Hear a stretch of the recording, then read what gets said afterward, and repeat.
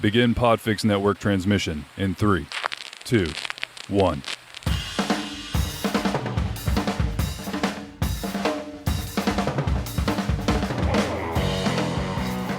Hey everybody, this is former WWF Light Heavyweight Champion Gilbert, brother, and you're listening to the Cretans Guild Podcast. Hello, Cretans, and welcome to the next episode of the Cretans Guild Podcast. I am Skipper Bob, and tonight, well, for this particular episode, what you're going to hear is a replay of what Corey and I did recently, where we hosted a Ask Us Anything kind of situation. Corey was a little late, so I was just randomly answering questions to people, and we're just going to crash right into it. Again, this is the Cretans Guild Podcast, and tonight we're going to be talking about some headlining stuff such as the writer's strike, the actor's strike, but of course we have to open it very awkwardly, so just buckle up. All right, this is cool. All right, so we've been on for about 26 minutes, and I've just been talking ad randomly. Usually in situations like this, when you're doing a live thing and you bring someone in, it's best to first mention to them that, hey, we're live. Unfortunately, this guy, or fortunately, I guess depending on how you see it, this guy has no filter whatsoever. So everyone, welcome to the stream. Corey. Who the fuck is that? Oh, that's me. That's what it feels like to get like a proper introduction, and that's how I handle it, by completely fucking tripping over the threshold. Oh, that's, yeah. Damn it. All right, what's the deal tonight? Are we doing like live? Like, are other people? Yeah, we are live. We're taking live questions. So far, we got Theme Park Rob and Review It Rob. That's kind of funny that we have both of our Robs. 2 of our 3 Robs. We're getting mobbed by Robs. Yeah, we got them in the chat. Oh, hello. Hey. So I was thinking, there's a couple of like headlining events going on I wanted to talk about, some of which would be very interesting to get your take on it. Okay. But I just want to, by the way, happy National Hot Dog Day.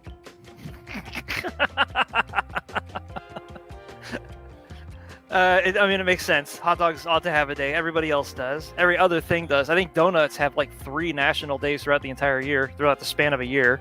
Yeah, it's like National Donut Day, National Glazed Donut, National Donut Hole. It's National Put Your Glaze on a Donut Hole Day.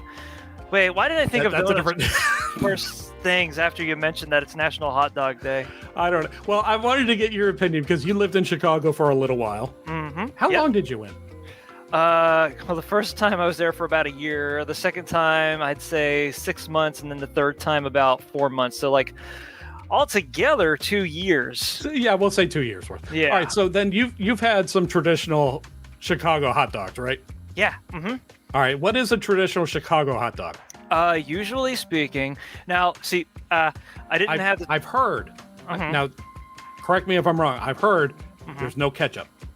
There's no ketchup. No, you don't ask for a ketchup on a hot dog. But it's not like you're gonna get punched in the face if you do. They'll just be like, okay, well, here's ketchup on your hot dog, you fucking weirdo. Oh, they'll Yeah.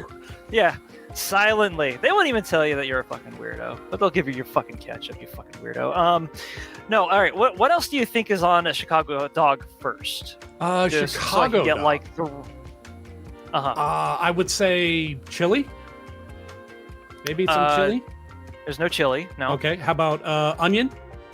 There is onion. Yes. Okay. Cheese. That's more of Wisconsin, I would assume, but I figure it's close enough.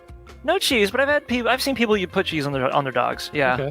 Okay. Any kind of like relish or pickle? You do get relish. You don't get. Wait. Yeah. I'm sorry. You do get a pickle, but it has to be like cut lengthwise and then sandwiched, like wedged right into the bun next to the dog. Rob I wasn't even thinking of that, Rob. Here comes a Pompillos Pompillos or Portillos? Are we talking about the same thing? I think he meant Portillos. The Portillos? Yeah. Well, you go to Portillos for Chicago dogs, but you got to go there for the Polish for the most part. Oh, Polish dog. Well, that's almost a separate meal altogether. Yeah, I mean, made with completely different parts of the pig, and that's if your hot dogs are made out of any part of a pig whatsoever. Rob is saying it's relish, mustard, pickle, and onion. Yes, he's just about there. But what really makes it a Chicago dog, and this is Jay usually gives you like such harsh shit for it, is he calls it a salad on a hot dog.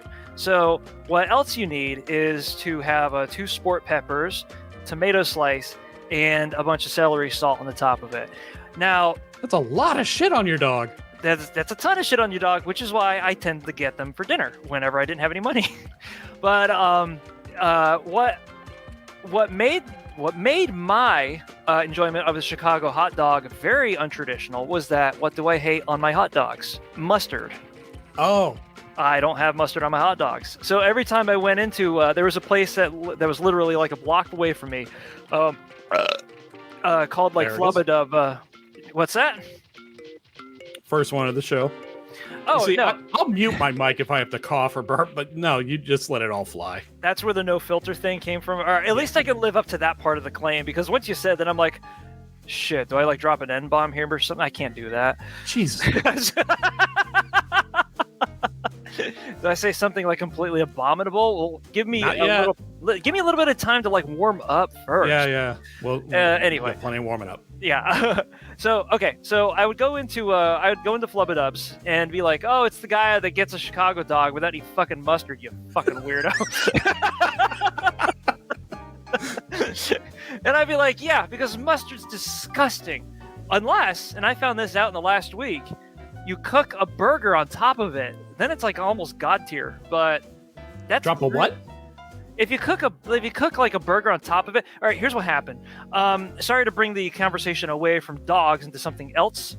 Go for it. But I got a mailer for a homemade version of the In-N-Out burgers, double monster style. Okay, or I'm sorry, animal style. And that's supposed to be like one of the things that you have to do when you go out to California. And I had been out to California twice recently, and both times I did it. And both times I was like, this fucking sucks. There's no reason anybody should pay like more than $4 for one of these abominations.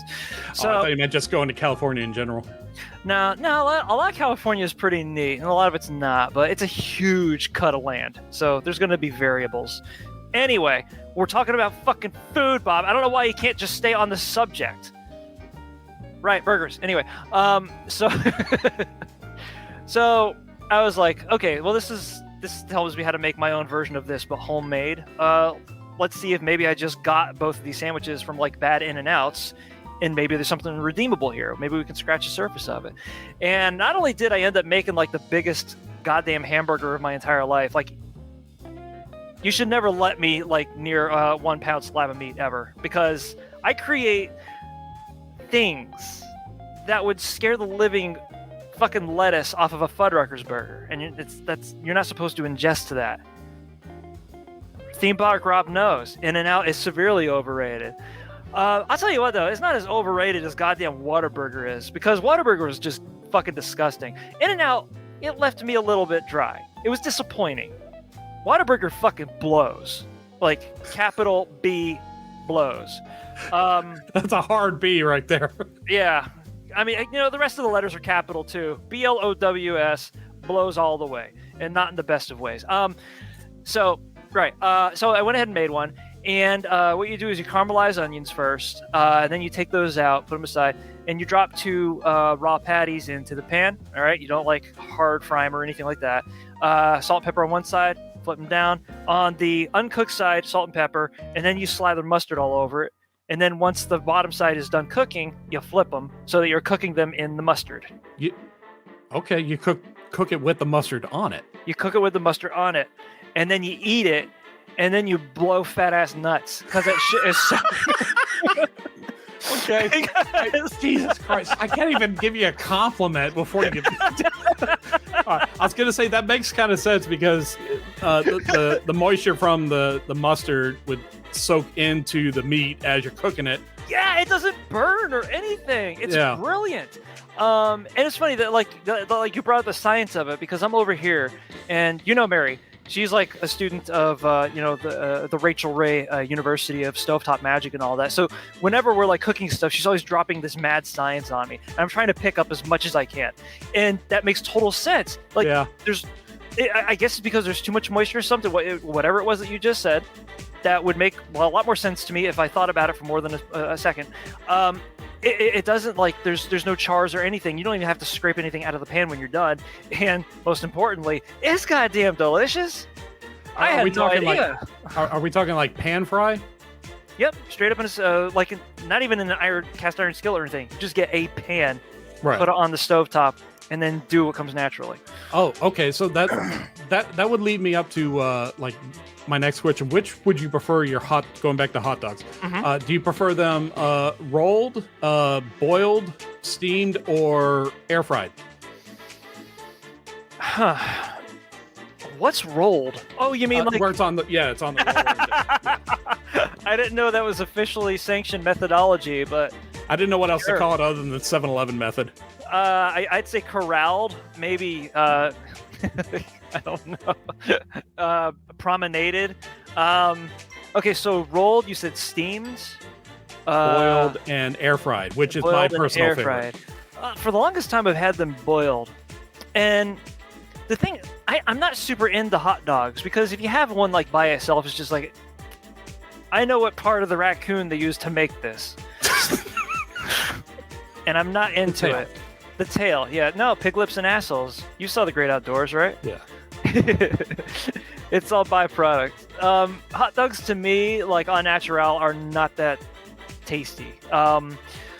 But I did have them recently, like by themselves, air fried with a couple of notches cut in the top of them, and we crisped them up kind of like around where the cuts were made, and it was actually pretty tasty. So I suppose that would have to be the preferred method. Now, at most of the places that I used to get them at, over there, I don't really know how they cooked them. I think they just straight up grilled all of them. But those you can eat naked without any of the salad involved. Naked wieners, Bob. There it is. Are you happy now? I love how I wanted to talk about stuff that's going on in the headlines, and here we are. We're talking about hot dogs and being naked while you're eating them. What the fuck could be more important than that experience? I know.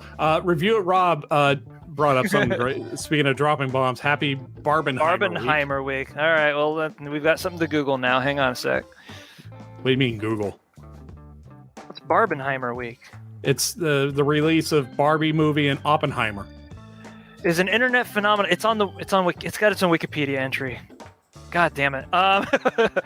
Is an internet phenomenon that began circulating ahead of the simultaneous theatrical release of two films diametrically opposed in genre. All right. So, you know what it reminds me a lot of when Animal Crossing released the same day as with Doom. And yeah. the two fan bases like, hey, all right, cool, let's do this.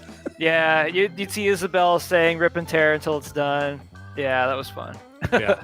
But now that term, the reason it has a Wikipedia page apparently is it's to refer to that phenomenon, that the clashing, I guess, vibes of each of these two disparate properties.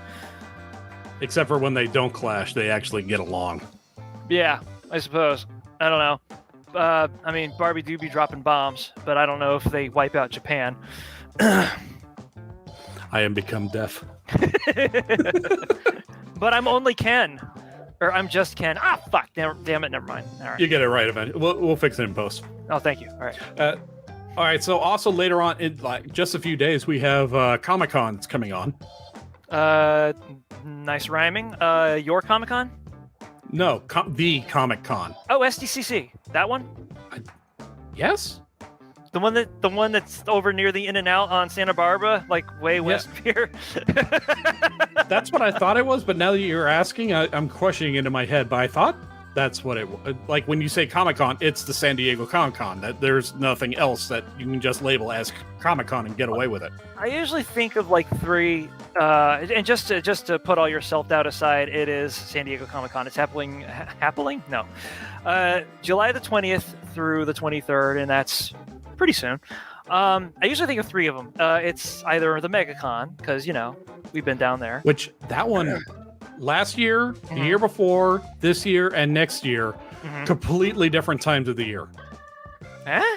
Well, yeah, because it was COVID. Yeah, it fluctuated like from May to February to April to July. It's like, what? Pick a fucking month, guys. It's always going to be March to me. If it ain't, it's going to be like sub Comic-Con. There's SDCC. That's the one that everyone knows. And then there's C2E2 because whereas MegaCon was regional to me, a little while ago, that one's regional to me now. Now there's another big one that people kind of like, actually two I think, that people kind of forget about is the New York Comic Con, which is still a big deal in the entertainment industry. And I believe, hold up. All right, take your shots. I don't think Wizard World is a thing anymore. So.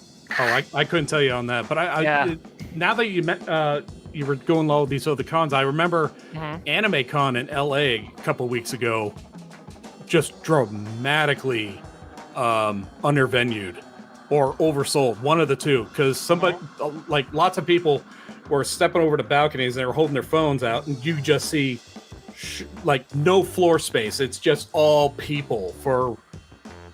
Oh my God! Yeah. You've seen it. Okay, I saw the photo. I didn't know what it was from, but I was like, God damn, that place either smells too much like Axe or too much like ass, and I'm so glad I'm not there. Or a weird potpourri of the two. Or a weird, just unseemly potpourri of the two. It's just an assault on the nose. How is that not like a fire hazard? How is that not a safety issue? I don't care. Just sell the tickets. Well, okay. If they were standing room, well, they have to stop selling them at some point, correct? I don't think they did. Other that, or they sold more than the venue could handle. I think one of the major issues was the loading area was on the ground floor. The convention was on the upper floor. The only way to get from lower to upper was this really thin singular escalator. Oh, wow. Which just like everyone was just jellyfished around the entrance, and it escalator moves at the speed it does. Yeah. Escalators move at the speed of escalators.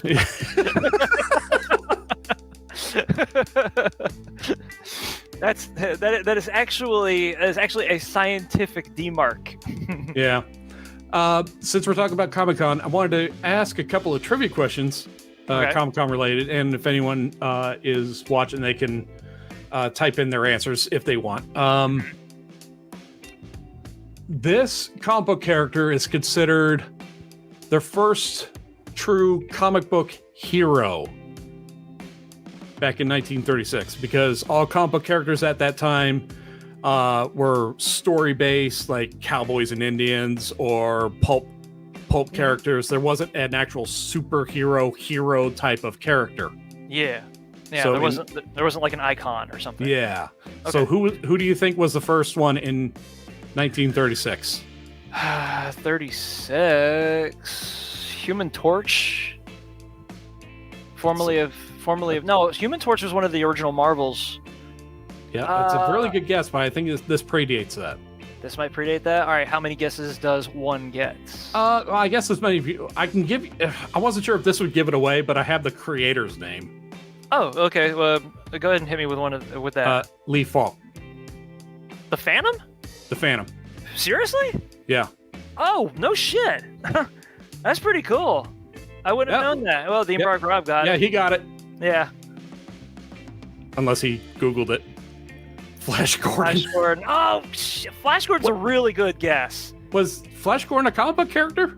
Yeah, I thought he was just a serial.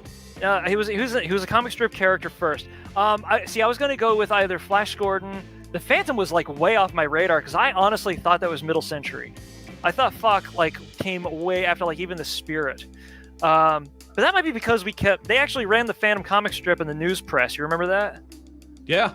Yeah. So I kind of equate that with my childhood. And, no older, well, a little bit older than that, but not much. So I was going to say either that or maybe Doc Samson or maybe the Shadow.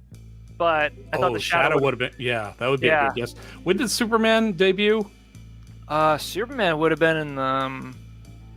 40s? No. I think Superman was actually late 30s. Late 30s? Okay. Yeah. So maybe the Phantom beat him by like a year or two. I suppose, but that was one of those things where I just kind of forgot that comic strips existed for a little bit. But not really as a medium. You usually think of like Terry and the Pirates and, Crazy Cat and whatnot. Yeah. Yeah. Let's see. A 1962 copy of this comic book was sold for $3.6 million in auction. I just said a bunch of shit that old people totally know about. Sorry, was the last part of the question? This comic in 1960, made in 1962, was sold for $3.6 million at auction. The world's most expensive comic book. It's not a traditional name, so think of like what Marvel was before Marvel and DC before DC. Yeah. Review it, Rob, with the year for Superman, 1938. Yeah. Cool. I see it. Yeah, cool. That awesome, is necessary. Rob. But yeah, the Phantom just slid. He probably ran past him. Yeah. Faster than a speeding bullet, huh? All right, Amazing Fantasy 15. I'm gonna guess that. You know what? The number isn't listed, but it is Amazing Fantasy. First appearance of Spider-Man. Yeah, that would make sense. 62. Yeah, Spider-Man. All right. Wait, how about shit? Now, am I like cutting in front of people in line here? Because their immediacy is kind of an advantage to us, or to me. Yeah, it takes like 20 seconds to see their responses, but it's just there's no prize involved, so what? No one's not even respect. Take your $10 haircut and get out of here. Sorry, I forgot you have me under contract. Yeah, I owe you a Coke. Where's my Coke, Bob? I'm gonna send the Union Boys afterwards if I don't see that 10-pack show up. Breaking kneecaps over Coca-Cola. Don't let your Teamsters be memesters. We'll just do one more of these. That just hit my brainwaves. Sorry. I'm sure Theme Park Rob loved that one. The Twitter post said something about a Ooh! Are you dealing with legalities now? Okay, sure. Hold me to that in court. All right. You're up, fellas. Yeah, all right. One more of these. Okay. This market is the largest comic book buying market in the world, with over 2 billion every year. It's kind of a trick question. Let me see. A market? So you mean like a regional? Yes, region. It's gotta be Japan. If it ain't Japan, then it has to be Canada. What the fuck does Canada have? Exactly. Okay. That's why they're buying comics. They have Alpha Flight. Oh, that's a good point. I didn't even think about that. Huh. It's not Canada. All right, no, but that makes me think of France, because France has their own. Their own comic book scene, but they still they're one of the heaviest importers of American and Japanese comics at the same time. So shit. I'm still gonna go with Japan, because they do import our comics, just not to the volume that France does, and there's more geography to contend with. So probably more outlets. I never would have guessed that. France imports more of our comics than Japan does. Dude, France they just love comics. Is that why they're always rioting? Could be. I don't know. Yeah. Well, they don't get enough comics. I'll ask you this. What does the word manga translate to? Comics. Yeah. So why are you such a son of a bitch, Bob? Jeez, you could have played this fair. We could have Rob's not even going to get his prize now because I guessed ahead of him, and he can't afford lawyers. God damn it, Bob. Get him pro bono. All right, I'm over it. I'm fine now. Okay, yeah, you good? So manga translates to comics, and that was why it was a trick question. Yeah. Canada does have Dudley Do-Right. Damn, way to show me up. Is that a comic? No, but it's Dudley fucking Do-Right. Fair enough. They have Dudley Do-Right, they have Alpha Flight, and technically, yes, they also have Deadpool and Wolverine. But we stole them. Yeah, we did. Yep, sorry. I mean, Wolverine is up there. You know he's all about the beer. And they got Molson, that's worth breaking the border for, probably, to some alcoholics. Fucking figure it out. Fucking figure it out. All right, well, speaking of stealing stuff, you want to talk about the actor-writer strike that's going on right now? Sure thing. I have to admit that I know almost nothing about it. Oh, don't worry. I've done some research. Oh, okay, good. All right. Well, who was Rocky and Bullwinkle in Canada? Yeah, actually, it was Dudley Do-Right versus Boris and Natasha, right? And Boris and Natasha were overlap characters with Rocky and Bullwinkle, correct? Were they? I thought they were. I thought there were separate cartoons made by the same studio. I mean, there was Dudley Do-Right and then Polly. And Polly was always getting kidnapped and tied to the train tracks. By Boris and Oh, fuck. Oh. Oh, yeah, he had his own bad guy. The handlebar mustache guy. Well, it wasn't Dick Dastardly, because that's Hanna-Barbera. No, not him. Comic book for Canada, and I kid you not, Captain Canuck. He's fucking right. They're actually... I totally forgot about Captain Canuck. Son of a bitch. That's true. And also, I forgot about this too. If we're going with like Batman Incorporated, Canada had their own Batman for a while. I think they probably do still, but you know, Grant Morrison's not writing Batman anymore, so what was they probably haven't mentioned him. Canada's Batman? Hang on a second. This is going to be a Google search. Sorry to be, such a cheater here, but I thought you were going to tell me one of the Robins was from Canada. I don't think so. No, I don't think so either. There's a Canadian Batman is just badass, and the logo looks like a bat, but with moose antlers.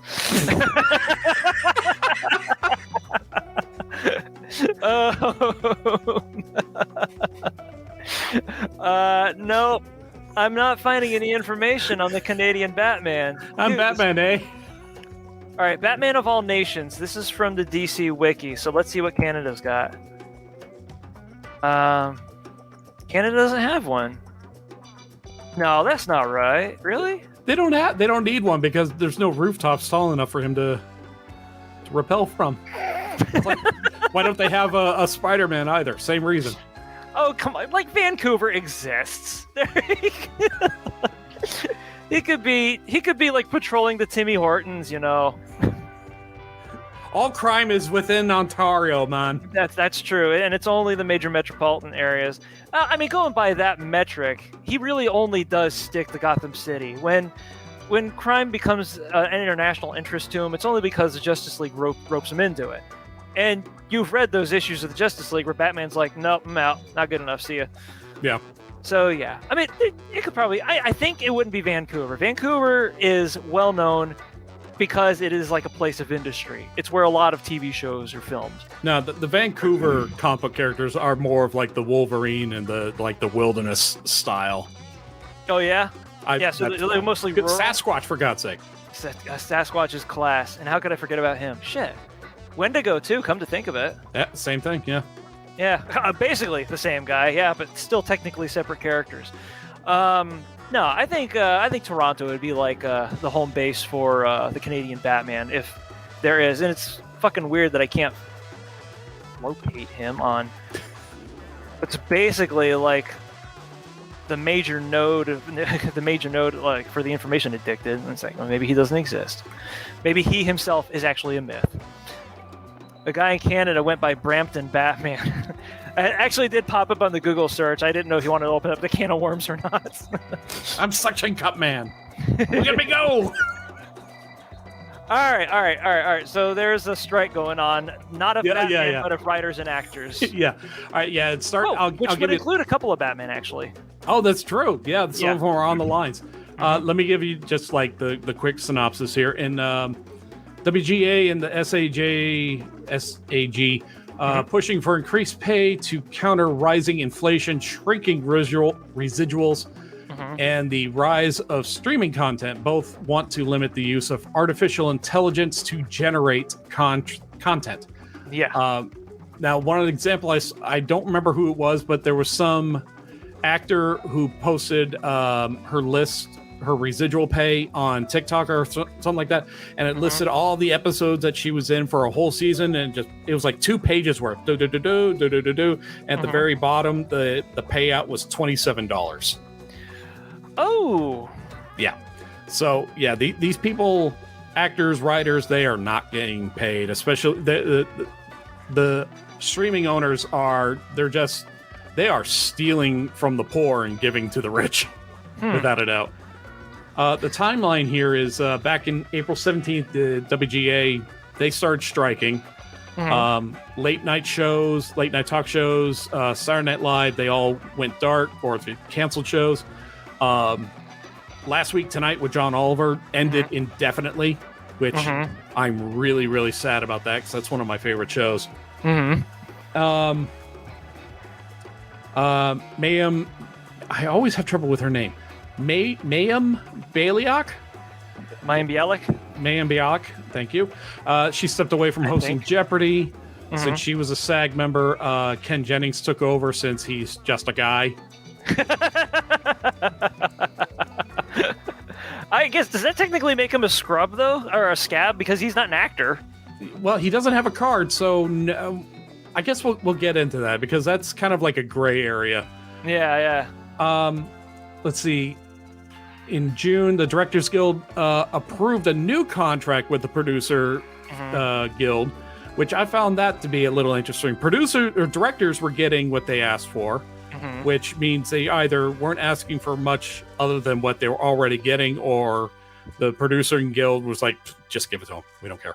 Yep. There's only so many of them. We only have like 20 directors. Who cares about the rest? Okay.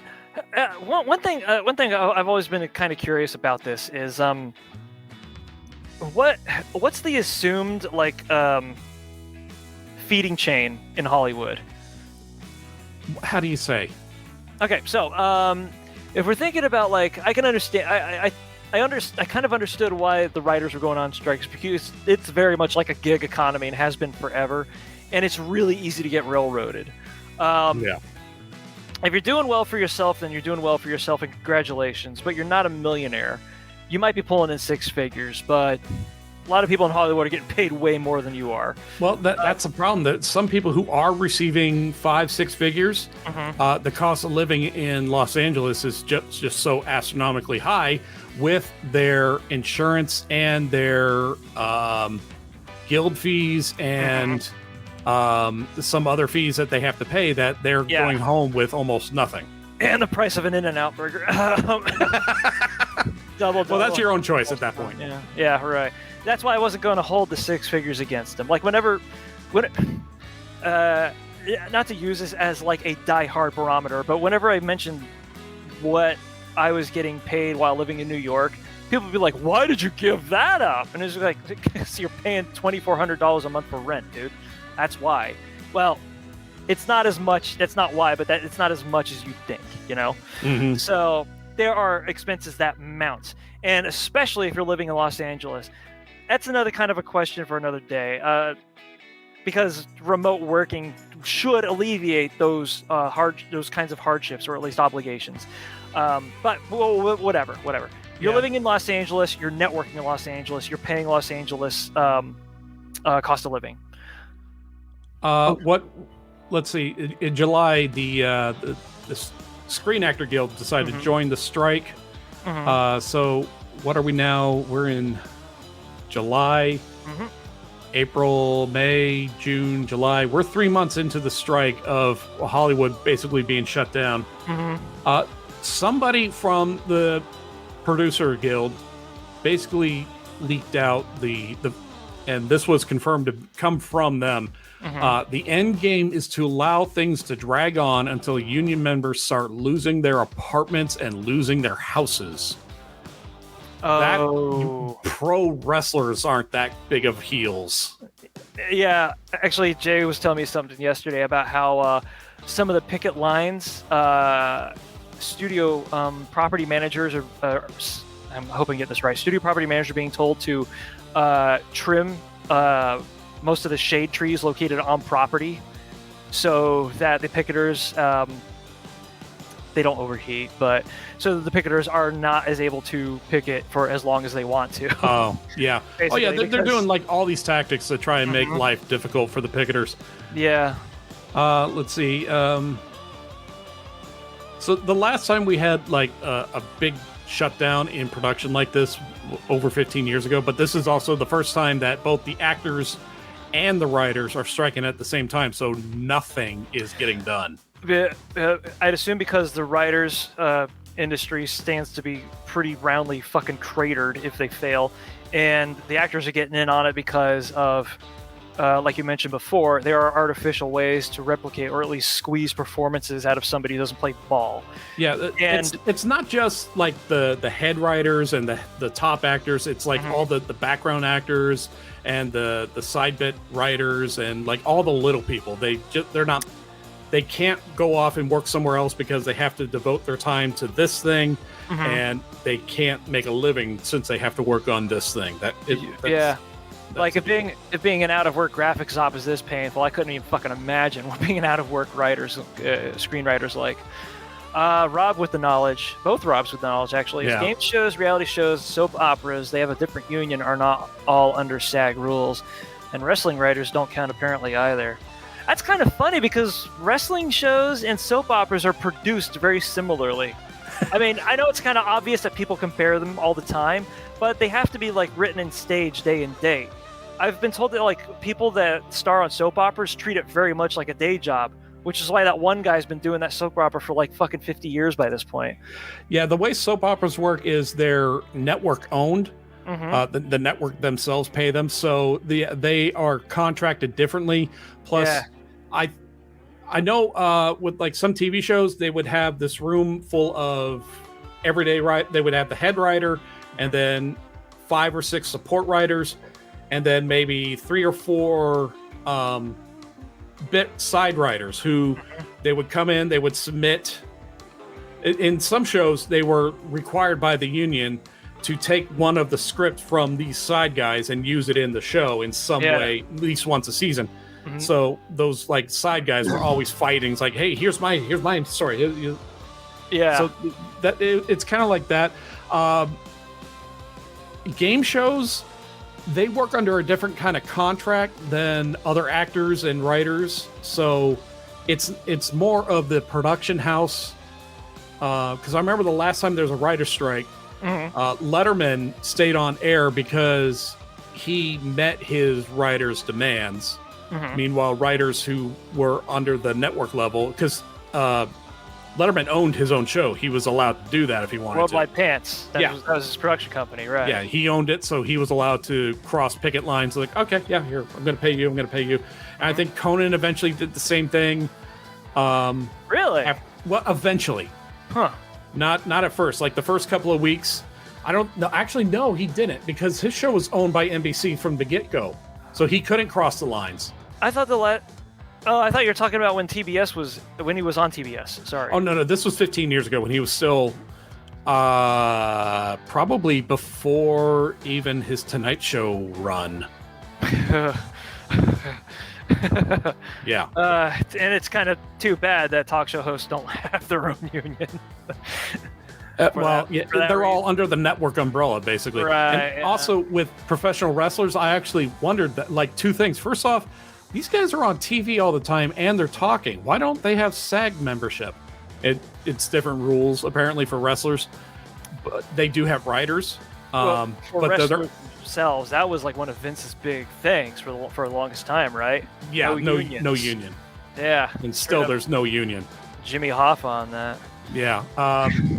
But the writers who are working on like a freelance level, so they have different kind of contracts than the regular SAG and WGA writers. Yeah. Also to pile on here, the Theater Workers Union is holding a vote to authorize a strike as well. Now, who are the Theater Worker Union? Are we talking movie theaters, or are we talking Broadway style theater? And I think either way, it's I never really thought Broadway was having an issue. I thought they all get paid pretty well. Well, there's overlap with the talent pool that works in Hollywood. It's typically, it's kind of like a thing. The Broadway. Okay. It's kind of like a thing for when somebody's not doing a movie cycle at the moment, that they do a run on Broadway for a little while. And it's usually like, I remember Tom Holland was doing a live show back in the UK between Spider-Man shoots. And whenever that show would go off season, he would be available to do the next Spider-Man movie. I kind of assume it works kind of like that. But I kind of thought that they were completely different markets. That's weird. Yeah, they are different contract situations, but at the same time, if they are organized in a union, they can coincide and work with these other unions and strike with them if they want to. Yeah, sure, but a live performer is not going to be replaced by an AI construct or anything. Now that raises another question. First off, have you ever read anything written by an AI? Oh my God, how could that pass as a script? I don't think writers are in danger of like losing their jobs to artificial intelligence. I believe they're in danger of losing their positioning within an already like fucking glutted marketplace. So the funny thing is that like when this writer's strike first happened, I was just like, now how do like the little writers that are like, you know, not working and bored and probably pretty fucking bitter right now, not like fucking storming the gates of these places to be like, look, I got a stack of fucking scripts like taller than me. How about you like to buy all of these? And wouldn't like any studio head be like, all right, well, we got to put something on. Sure, here's like $12,000 for your lifetime's body of work. And that writer would be like, God, I have fucking $12,000 now. The actor who played Hellboy in the 2 movies, Ron Perlman. Ron Perlman, thank you. Yeah. He put out a video, TikTok, I don't know what it was, where he wasn't. He was like legally dancing around it, so he wasn't exactly saying let's do this, but he was kind of hinting, hey, let's go to the CEOs and burn their houses down. I love Ron. And it was very, very like, I'm sure if he has a lawyer, he's like, Ron, what the fuck, dude? Fucking Perlman is so great. I dig him because you know he actually means his shit. There are people that like there are famous people that get on Twitter and say stuff that you wonder to yourself in reading it if that's like, are you saying this just because everyone else is saying it or whatever? No, Ron fucking means it. You know he does, because he stands to get in so much shit for half of the stuff that he tweets or puts on TikTok or whatever. His content is just incendiary, without aim, and completely reckless. It's like that. That kind of honesty is so rare, especially in Hollywood. Yeah, and now in support of him, the thing is to carry a lighter. Oh yeah, and just, like at random, just flick it. That's fine. If Hollywood pushes him out, he can just go back over to France or Spain or whatever and keep doing foreign movies. That's where he started making his money. Like after Beauty and the Beast was done, he was like, well, fuck, I don't have anything to do. All right, I'll learn Spanish. I'll do some Mexican films. I didn't know that. Mm-hmm. He knows Spanish and French. Oh. Yeah. So he was doing. That's actually that's where he first, was in a Guillermo del Toro production. Was in Kronos, right?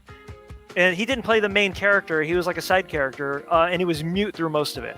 But then he starred in City of Lost Children for Jean Caro, and then that he spoke fluent French. So he might have always known French after that.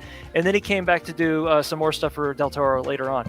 But, I can't imagine somebody as gruff as him speaking an elegant language as French. It's fucking bizarre. I'm not gonna lie. Yeah, it's very strange. And that movie was a bit sus in a couple of scenes too to begin with. It's a great movie, but you're dealing with like foreign mindsets at the same time, and it's like with Ron Perlman in the mix, kind of like a fever dream experience. But you know that you've seen Delicatessen before, right? It's a post-apocalyptic movie about a butcher who serves meat to his community, but it's human meat, and the human meat comes from members of the community. And you don't remember this? No, it's right there. It's like, I think I've seen it before, but all I'm thinking is Soylent Green. It's okay. it is a little bit Soylent Green, but it's mostly long pig. In French, whatever that might be, gros chocan or cochon. Yeah. So those movies are very broad and very cartoony, but without CG and without those special effects and stuff, because that's how they were, designed to be. That's how they were made, and it was a perfect fit for Perlman doing those. But they're fucking crazy experiences. Hey folks, Editor Bob speaking in here, and I'm just cutting in to let you guys know that this discussion did get really good. and we started going a little long than we normally would on these kind of situations. So I'm going to ask that you guys tune in for the next podcast where we're going to continue this discussion, continue our live questions as we go. And if you're enjoying it so far, I think you're going to enjoy the second half without a doubt. So for right now, I'm just going to say I am Skipper Bob, or Editor Bob, whatever floats your boat. And this is the Cretans Guild podcast, part of the PODFIX network. You can find links to all of our socials down below. You can find us on Instagram and the Twitters. Twitters is still a thing, I think. Hopefully, by the time this comes out, we'll find out. Until then, guys, thanks for tuning in, and welcome to the Guild.